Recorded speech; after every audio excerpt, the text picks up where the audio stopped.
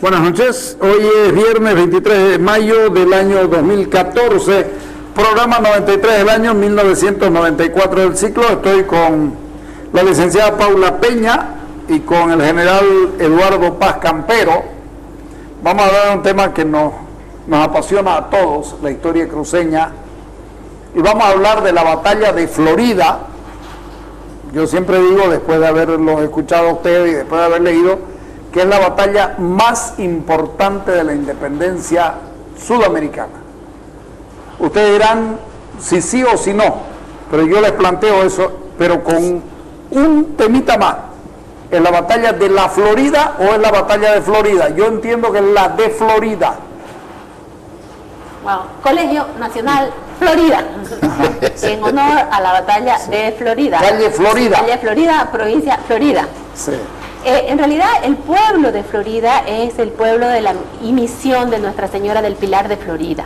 En algunos lugares puede decir de la Florida, pero eso creo yo que no es lo central de la discusión, ¿no? Pero mejor dejar hay algunos claro que hacen ¿no es cierto?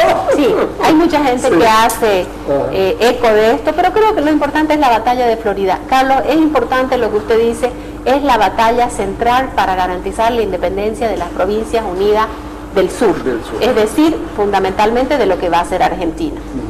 ¿Por qué esta batalla es tan importante? Tantos miles de kilómetros más arriba, ¿no?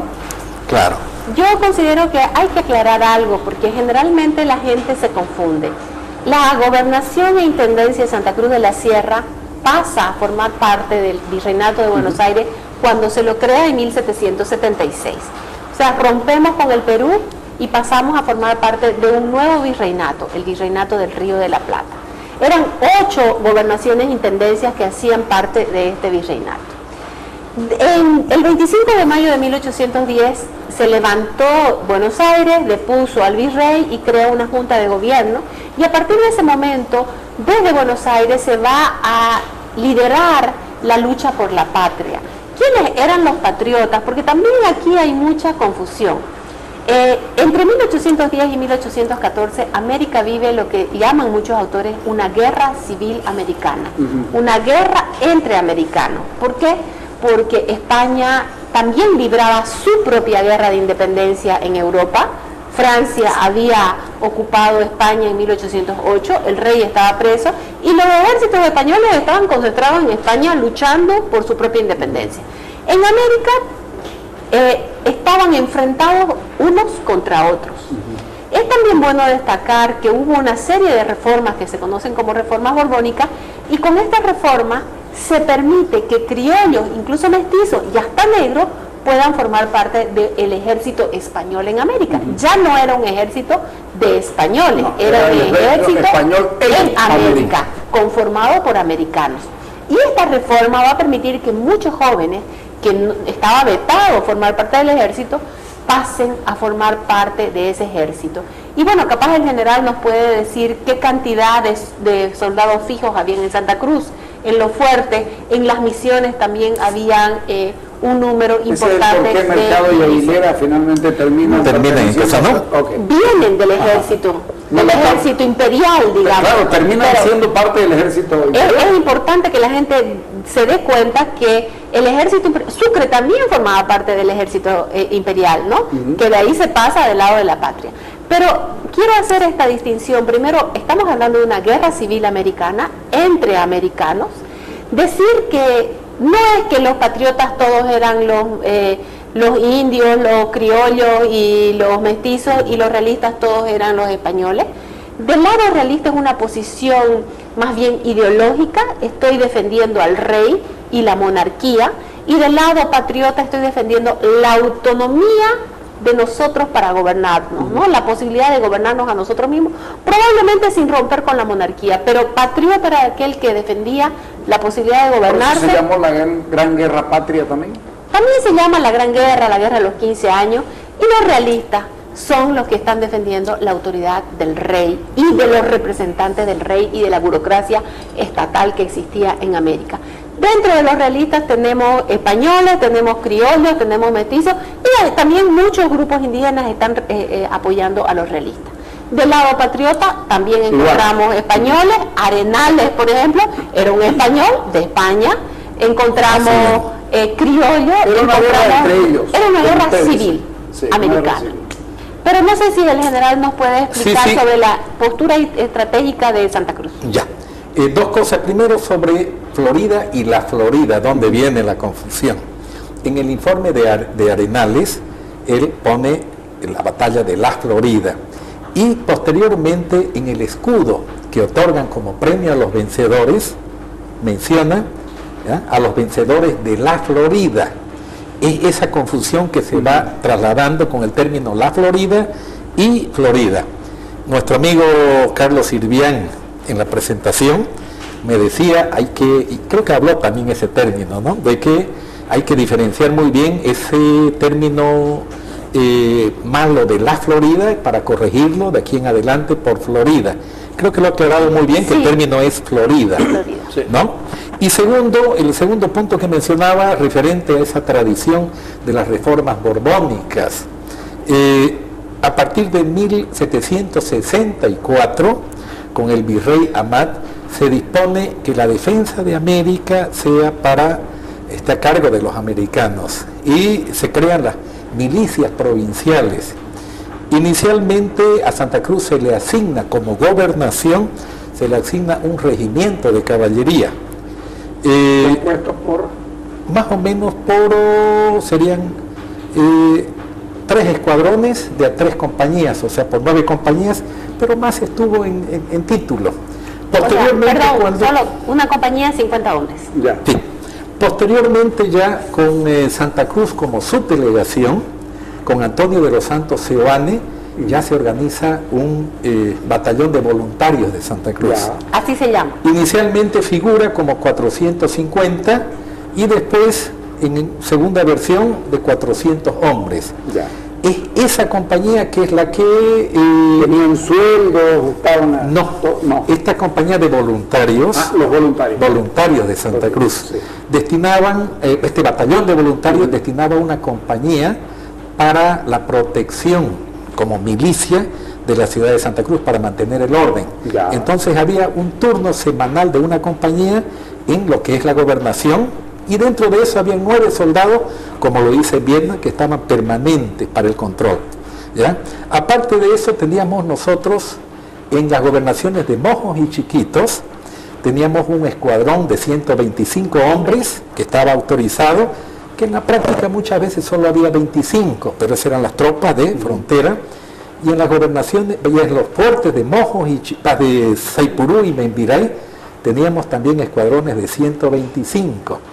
O sea que teníamos en Mojos y Chiquito en la gobernación 2 escuadrones, y 2 escuadrones teníamos en los fuertes. Entonces, ahí vienen las operaciones para contener a los portugueses y para contener a los chiriguanos. En especial hay un gran levantamiento en 1800. Hay un problema permanente con los chiriguanos, ¿no? Permanente. La guerra chiriguana se llama, ¿no? Ese levantamiento. Pero yo quisiera aquí agregar algo, general. Estamos hablando de milicias oficiales, ¿no? Sin embargo, por ejemplo, en Mojos, además de los 125 hombres acantonados en San Pedro de Mojos, que era la capital de la provincia, estaban los flecheros Canichana. Los padres jesuitas... Ubíqueme San Pedro de Mojos. Es que ya no hay. Por eso. Trinidad más arriba. Más arriba Trinidad. Sí. Territorio, ¿no? Sobre el Mamoré, ¿no? Territorio, ¿no? Claro. San Pedro de Mojos era la capital de la provincia, y durante la época jesuita, los jesuitas permitían que cada cacique tuviera 50 flecheros como su ejército propio. Ya. Entonces, esto también va a crear lo que en algún momento se llamó la Guerra Mojeña, levantamiento de Noé, de Pedro Ignacio Miuga, ¿no? Muiva. ¿no? Esta gente se está levantando porque el Estado español le dice ya no tenga su propio ejército indio, ¿no? Pero ellos se están levantando, pero es importante saber que hay permanentemente indios flecheros, en el caso de Mojo, en el caso de Chiquitos también, y en el caso de Cordillera hablan de cambas flecheros, ¿no? Sí. Entonces no es que solamente es un ejército... ¿Y vienen a ser los mestizos? No, los cambas son los indios que ya no viven en comunidad, que no están, sino los que ya viven de la manera y la cultura, digamos, española, y que forman parte del ejército simplemente. De la cultura criolla, siendo indios todavía. Físicamente indios, pero sí, su vestimenta ya no es, ni viven en la comunidad. Entonces es importante destacar una cosa que dice el general, y por qué quería yo hablar de Florida. La lucha contra los chiriguanos, si bien los chiriguanos no fueron un peligro para Santa Cruz, eran fundamentalmente un peligro para Charcas, y Charcas exigía que Santa Cruz la defienda de los chiriguanos.